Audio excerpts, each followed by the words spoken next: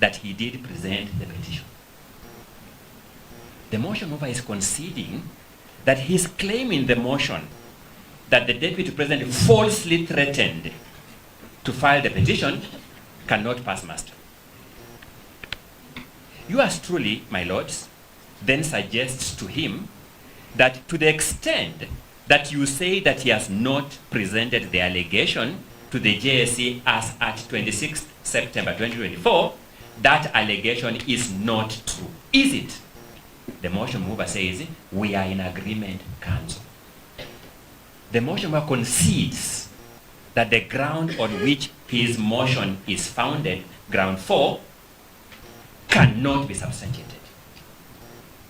With this answered before them, members of the Senate voted to approve this ground.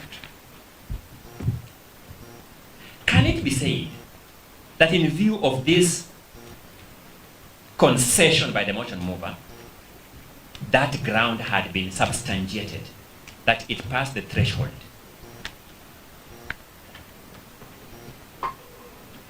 The third aspect I want my lords to reflect on when you retire, you can answer this question either way. Some of us enjoy reading these judgments either way. But I want direct answers to these questions. A judge has had a case and delivered a judgment and become functus officio.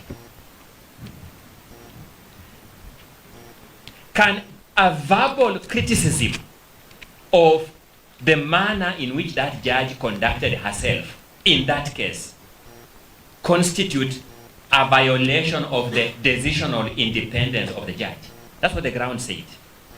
It said gross violation of Article 161 of the Constitution on the institutional and decisional independence of judges. Can a verbal criticism of a judge, because of a decision she has already rendered and become functional official, amount to a threat to the decisional independence of that judge? Which decision? She has already rendered the decision. I submit to my lords that it is actually good democratic practice to subject judicial decisions to heightened scrutiny. It is good practice. It grows judicial accountability. And therefore, what the Senate did by approving this ground was a clawback on an important democratic practice of enhancing judicial accountability.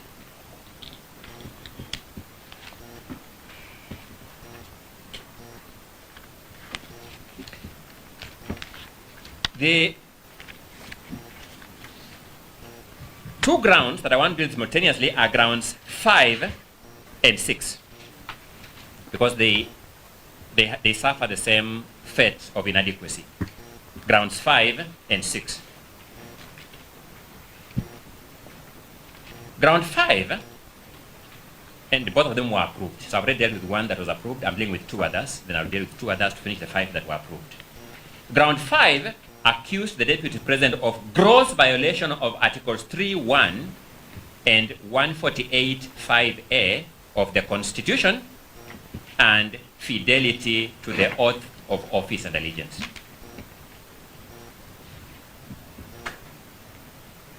Then ground 6 provided that the deputy president, that there were serious reasons to believe that the deputy president had committed a crime under sections 13(1)(a) and 62 of the National Cohesion and Integration Act. Those were the two grounds. So, a ground must be supported by particulars. That's what the Supreme Court has said. Then the particulars must be substantiated. Now, when you look at the motion, ground 5 had no particulars of its own. Ground 6 had no particulars of its own.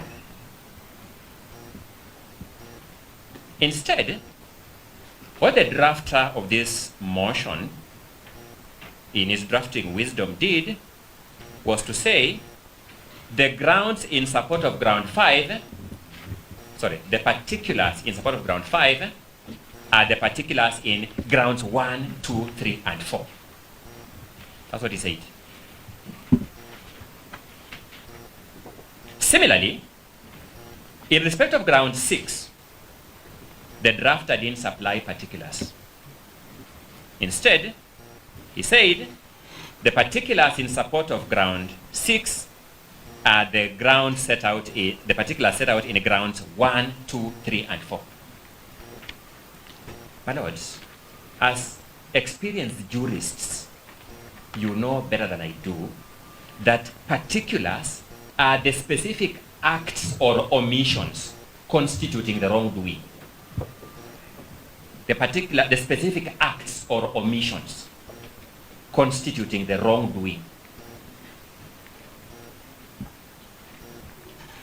The National Assembly went to the Senate and said, we are charging the Deputy President in ground 5 and ground 6 because of the acts and omissions we have referred to in grounds 1, 2, 3, and 4. Is that a permissible way of framing a charge of impeachment? I began by setting out that it has been established that the grounds, the charges in impeachment are framed in the same manner as charges in a criminal case.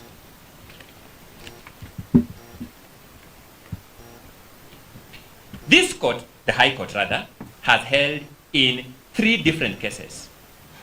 The case of BMK versus Republic, 2020 EKLR.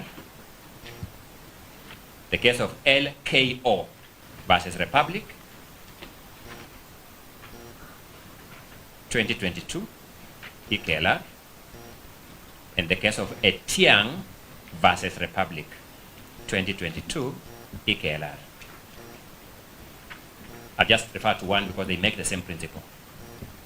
Justice Ongudi said, and I quote, "The problem I find in the charge sheet is one of multiplicity of charges." Then she defines multiplicity. Multiplicity in a charge sheet arises from charging of a single criminal act as multiple separate counts.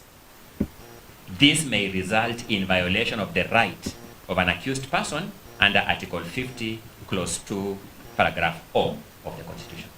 That multiplicity of charges is a violation or a threat to Article 50, Clause 2, Paragraph O. And it defines multiplicity to mean charging a single act as multiple separate counts. So therefore, when the National Assembly tells us that the acts in